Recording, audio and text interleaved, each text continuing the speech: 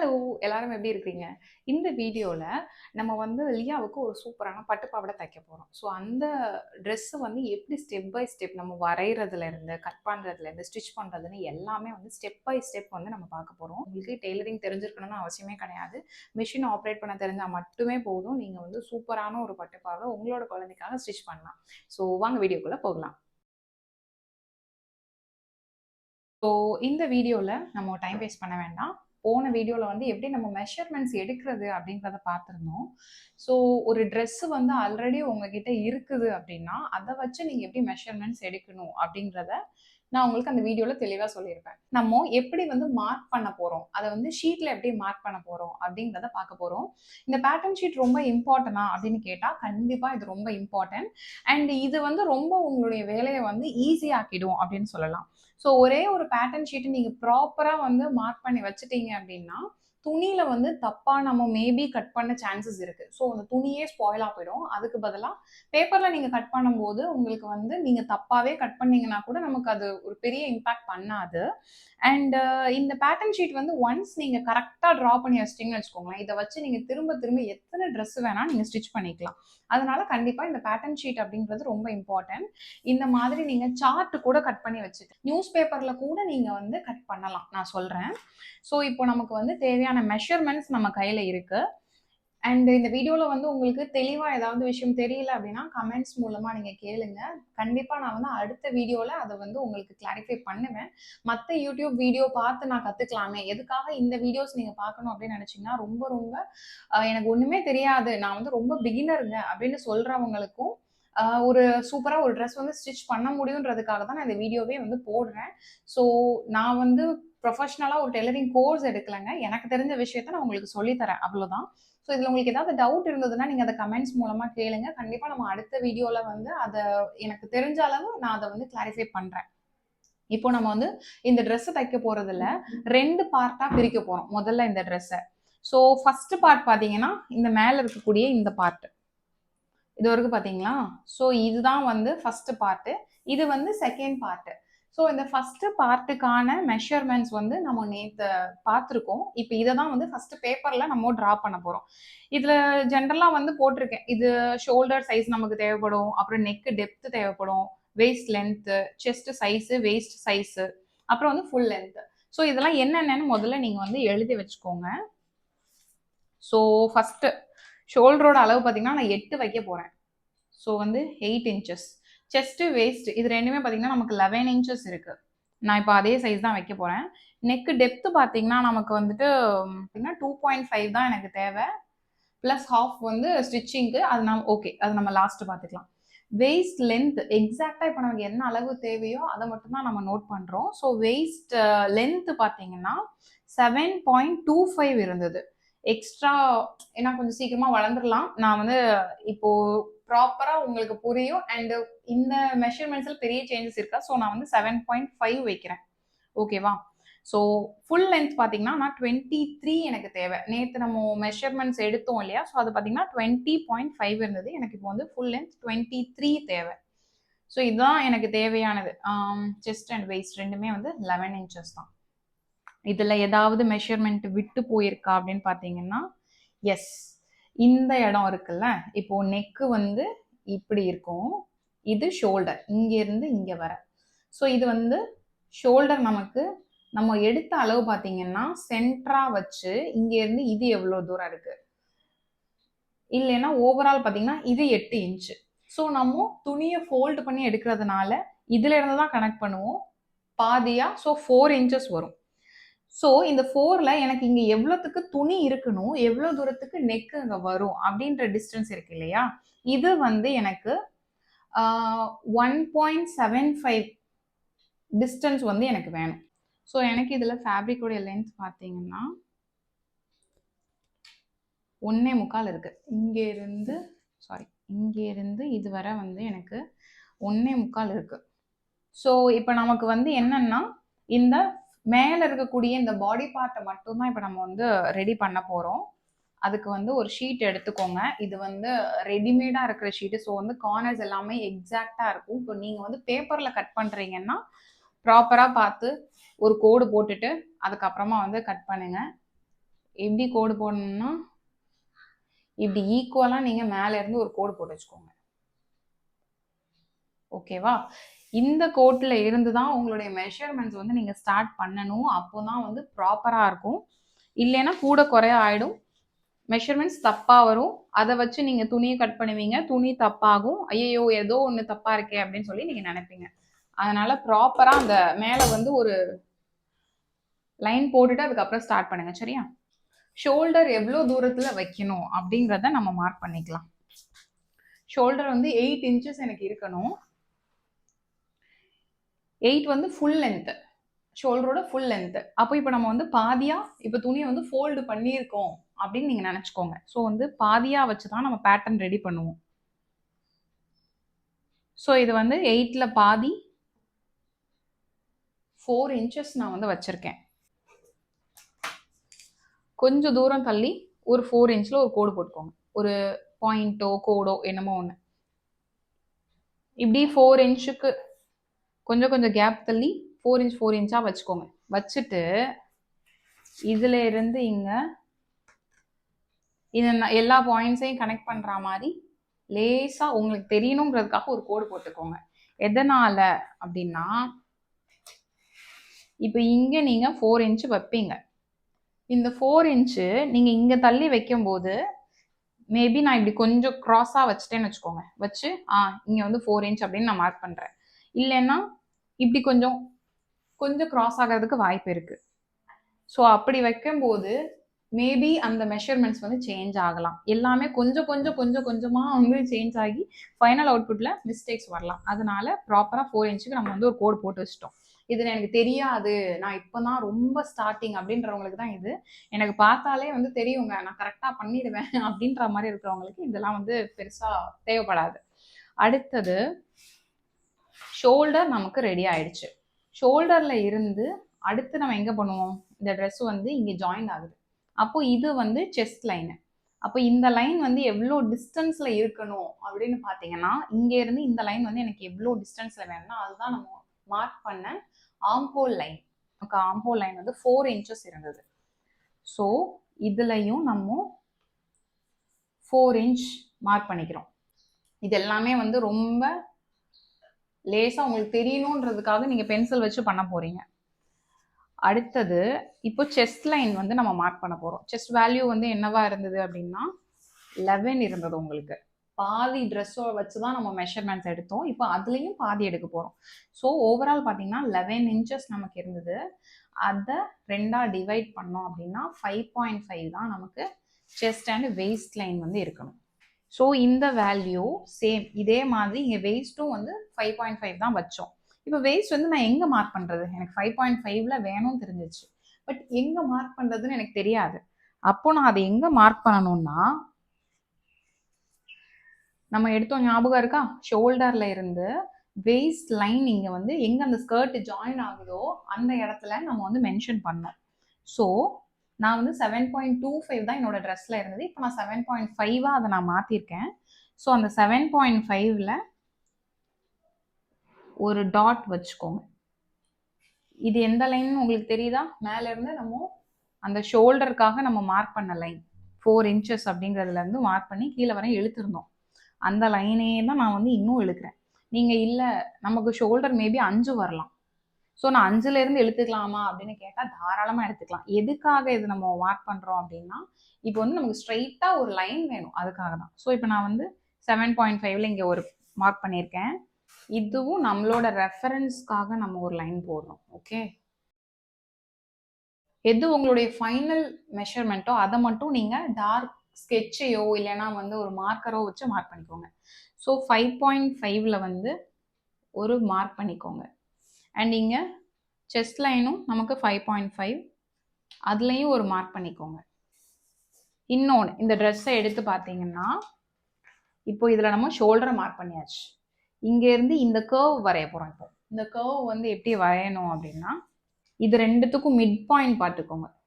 ரொம்ப எக்ஸாக்டாக வேணாம், சும்மா உங்களுக்கு பார்க்க அது மிட் பாயிண்ட் மாதிரி தெரிஞ்சால் போதும். ஒரு மிட் பாயிண்ட் பார்த்துக்கோங்க. அதுக்கும் இந்த இடத்துக்கும் ஒரு மிட் பாயிண்ட் கண்டுபிடிங்க. ஸோ மொத்தத்தில் இந்த பார்ட்டை வந்து நம்ம 4ஆக டிவைட் பண்ணுறோம், ஹாஃபாக டிவைட் பண்ணுறோம், அடுத்து இன்னொரு ஹாஃபாக டிவைட் பண்ணுறோம். இதையும் இதையும் நம்ம சேர்க்க போகிறோம், இதையும் இதையும். ஸோ இப்படி நீங்கள் வந்து சேர்த்துக்கலாம். இல்லை என்கிட்ட வந்து டெய்லரிங் எக்யூப்மெண்ட்னு சொல்லிட்டு நான் ஒரு ஆர்ம் ஹோல் கர்வ் அப்படின்னு ஒன்று இருக்குது, அது வந்து இப்போ என் பக்கத்தில் இல்லை, நான் உங்களுக்கு நெக்ஸ்ட் வீடியோவில் வேணால் காமிக்கிறேன். அது பார்த்தீங்கன்னா இப்படி வளைஞ்சிருக்கிற ஒரு ஸ்கேலு. ஸோ அந்த ஸ்கேலை வச்சுட்டு இந்த லைனையும் நம்ம எப்படி சேர்க்கலாம் அப்படின்னு நான் உங்களுக்கு ஷார்ட்ஸில் வேணால் அது நான் போடுறேன், சரி? அது ரொம்ப சின்ன கண்டென்ட் நான் எப்படி யூஸ் பண்ணுன்ட்டு. ஸோ இந்த மாதிரி ரெண்டையும் நீங்கள் சேர்த்து விட்டிங்கன்னா போதும். இது நான் கொஞ்சம் மேலே ஏற்றி வரைஞ்சிட்டேன், கொஞ்சம் கீழே இறக்கி வரைஞ்சிட்டேன், ஒன்றும் தப்பே கிடையாது, எப்படி வேணால் நீங்கள் வரையலாம். ஏன்னா உங்களுக்கு இப்போது இந்த பாயிண்ட்டு, அதாவது 4ஆக நீங்கள் டிவைட் பண்ணி இந்த கடைசி பார்ட்டை மட்டும்தான் நீங்கள் சேர்க்குறீங்க. இதை இங்கேருந்து இங்கே சேர்க்கலாமான்னு கேட்டால் கூடாது. ஸோ இப்போ எனக்கு இந்த கர்வ் வந்து ஓகே, அதனால நான் இந்த கர்வ் வந்து மார்க்கர் வச்சு ஸ்கெட்ச் வச்சு ஃபினிஷ் பண்ண போகிறேன்.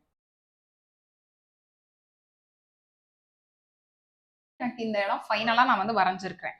ஓகே, இப்போ அடுத்து வந்து நம்ம என்ன வரையலாம்? இப்போ இங்கே இருந்து கீழே வேஸ்ட்டுக்கு ஜாயின் பண்ணணும். எஸ், நம்ம 2 பாயிண்ட்டுமே வந்து வச்சுருக்கோம், ஸோ இதை ஜாயின் பண்ணிக்கலாம். இங்கே இருந்து இங்கே ஜாயின் பண்ணிட்டேன். சரி, அடுத்து வேற எந்த பக்கம்லாம் இருக்கு? கீழே ஜாயின் பண்ணிக்கலாம், நம்ம அதுதான் கட் பண்ணவும் போகிறோம். ஸோ கீழேயும் ஜாயின் பண்ணிடுவோம். ஓகே, ஜாயின் பண்ணியாச்சு. இப்போ எனக்கு ட்ரெஸ்ஸில் வந்து ஒரு சைடு கைக்கு நான் வரைஞ்சிட்டேன், ஃப்ரண்ட் பார்ட்டோட அப்பர் பாடி நான் வரைஞ்சிட்டேன். ஸோ கழுத்தை வந்து நான் மிஸ் பண்ணிட்டேன். இப்போ இந்த கழுத்தை எப்படி வரையணும்? நம்ம நெக் வந்து ஆல்ரெடி மெஷர்மெண்ட்ஸ் எடுத்துருக்குறோம். ஸோ 2.5 இன்ச்சஸ் இங்கேருந்து இங்கே வரைக்கும் வரப்போகுது கழுத்து இறக்கம். இப்போ இங்கேருந்து இந்த இடம் எவ்வளோ தூரம் இருக்க போகுது அப்படிங்கிறத பார்க்க போகிறோம்.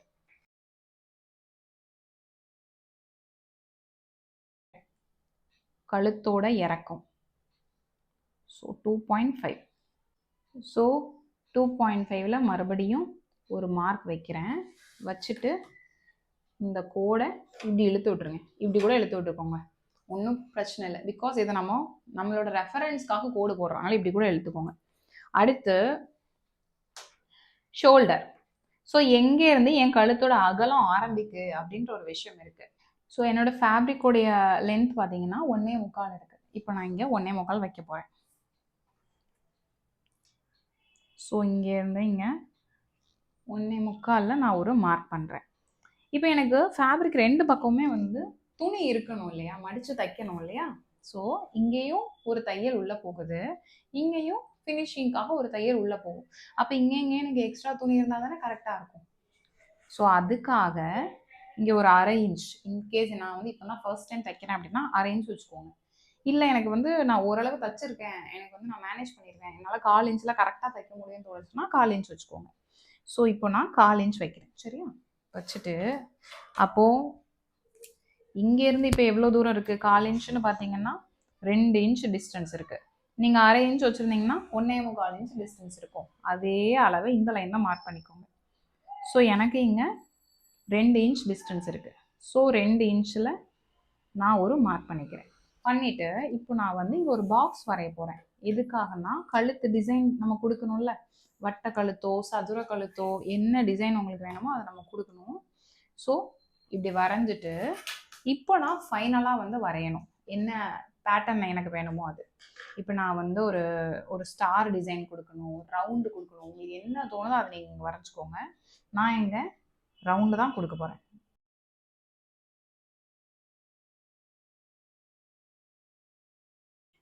என்னுடைய ஃபைனலான ஷேப்பை நான் வந்து வரைஞ்சிக்கிறேன், ஓகேவா? இப்போ இந்த ஷேப் நான் வந்து வரைஞ்சிருக்கிறேன்.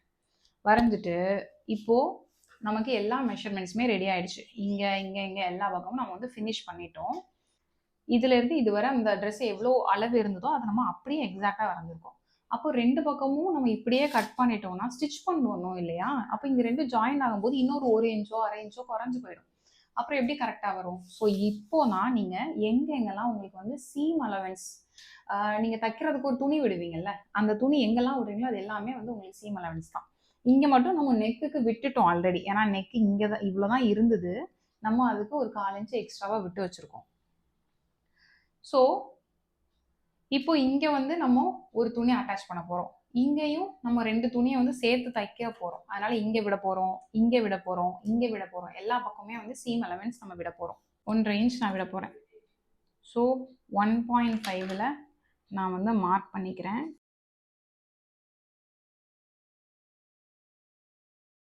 ஓகேவா? இப்போ இதை வந்து இங்கே ஜாயின் பண்ணணும்.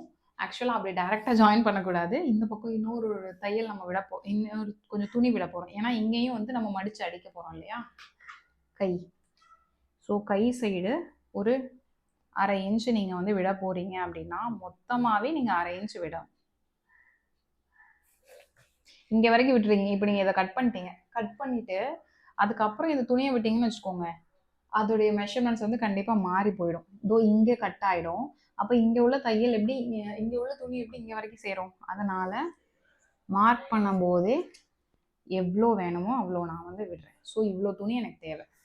அடுத்து இங்கேயும் வந்து ஒரு 1/2 இன்ச் எனக்கு தேவை.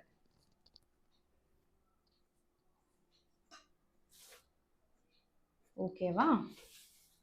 ஸோ இந்த லைனில் தான் நான் வெட்டணும். இந்த லைனில் தான் நான் வெட்டணும். இங்கேயும் நமக்கு வந்து தையலுக்கு துணி வேணும். இங்கே ஆக்சுவலாக வந்து நான் ஒரு 1/4 இன்ச் தான் வந்து துணியே, அதாவது ஷீட்டே வந்து வச்சுருக்கேன். ஆக்சுவலாக இங்கேயும் வந்து ஒரு 1/2 இன்ச் நமக்கு தேவைப்படும். ஸோ நீங்கள் 1/2 இன்ச் தள்ளியே வந்து இங்கே மார்க் பண்ணிக்கிறீங்க அப்படின்னா பெட்டர்.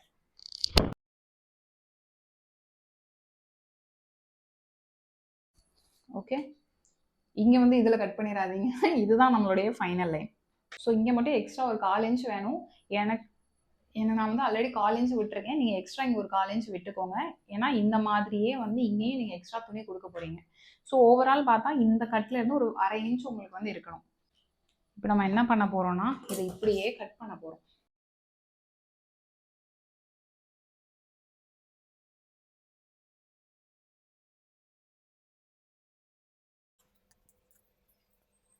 ஸோ இதை வந்து நீங்கள் துணியை 2ஆக மடித்து போட்டு அந்த மடித்த பக்கத்தில் வந்து உங்களை பார்க்க இருக்கணும் அந்த மடித்த சைடு.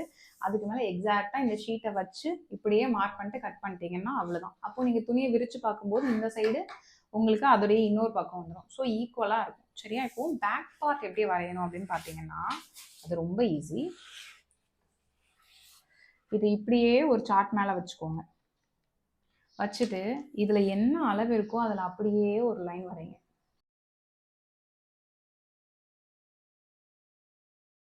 கொஞ்சம் பெரிய பிள்ளைங்களுக்கு வெட்டுறீங்க, தைக்க போறீங்க அப்படின்னா உங்களுக்கு பேக் நெக் இதை விட இன்னும் கொஞ்சம் டெப்த்தாக வேணும்னா அப்படி வச்சுக்கோங்க.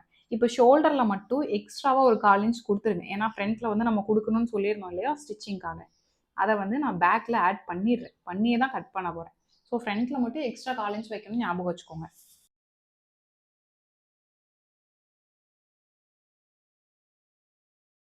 ஃப்ரண்ட் அண்ட் பேக் நம்ம வந்து நெக் வரைஞ்சோம் இல்லையா? இப்போ இந்த பேக் நெக்ல இருந்து ஒரு 1/4 இன்ச் இல்லை 1/2 இன்ச் கேப் விட்டுக்கோங்க. ஒரு புள்ளி வச்சுக்கோங்க. வச்சுட்டு இங்கேருந்து ஒரு 3 இன்ச் நான் வந்து மெஷர்மெண்ட்ஸ் பண்ணுறேன். 3 இன்ச்சில் இன்னொரு ஒரு மார்க் பண்ணிக்கோங்க. சரியா? பண்ணிட்டு இப்போ என்ன பண்ண போகிறோம், இங்கேருந்து 3/4 இன்ச் மார்க் பண்ணேன். இது ரெண்டுடைய சென்டர் பாயிண்ட் உங்களுக்கு எது தோணுதோ அப்படி எடுத்துக்கோங்க. எடுத்துட்டு 3/4 இன்ச் மார்க் பண்ணுறேன். பண்ணி இங்கேருந்து இதை நீங்கள் கண் வரைவோம்ல, ஸோ அந்த மாதிரி ஒரு டிசைன் கொடுத்துருங்க. இதை நீங்கள் ஃபுல் ரவுண்டாக கொடுக்கலாம், இல்லைன்னா வந்து இப்படி டைமண்டாக கொடுக்கலாம், இல்லை நீங்கள் வந்து சும்மா இப்படி கர்வ் மாதிரி கொடுங்க. ஓகேவா? ஓகே, கொடுத்துட்டு இதையும் நம்ம கட் பண்ண போகிறோம்.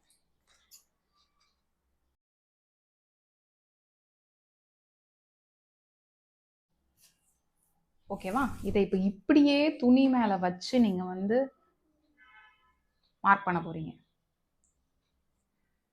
அப்படியே சேம் இதே தான் நீங்கள் துணியை போட்டு இப்போ மார்க் பண்ண போகிறீங்க. அது எப்படி இருக்கும் தெரியுமா? இதோ நான் ஆல்ரெடி கட் பண்ணிட்டேன். ஸோ இது என்னென்னா துணியை பாதியாக ஃபோல்டு பண்ணி வச்சுருப்பீங்க. நீங்கள் ஃபுல் கிளாத்தை பாதியாக ஃபோல்ட் பண்ணி வச்சுட்டு நம்மளுடைய ஃப்ரண்ட் பார்ட்டை எடுத்து அப்படியே அது மேலே வைப்பீங்க. வச்சு இந்த இடத்துல வந்து இந்த ஃபோல்டு இருக்கணும். அப்படி வைப்பீங்க.